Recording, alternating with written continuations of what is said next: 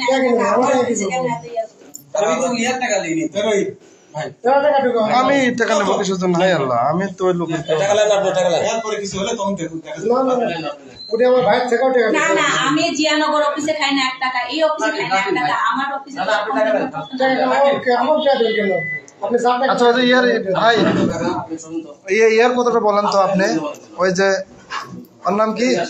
আপনি টাকা লান ইয়ার ডাক্তার টাকা লান আপনি ডাক্তার এটা থেকে চালু করে রাখছেন চালু তো অবশ্যই আমরা যে তাহলে ডাইরেক্টলি করব, আমাদেরকে বাধা দেওয়ার মতো একটা আপনার নাই। লিসি ভুল হয়ে গেছে কেন আপনি লেভেল কেন বলেছেন এটা দিয়েছি আপনি ডাক্তার থেকে কত টাকা নিয়েছেন?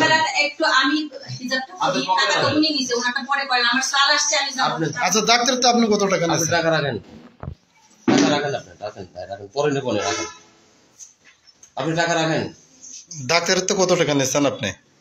খারিজ দেওয়ার না করে আর ওই যে দলিল দেওয়ার না, তো আপনার কথা যে বলতেছে সমস্যা নেই আপনি রাখেন টাকা রাখেন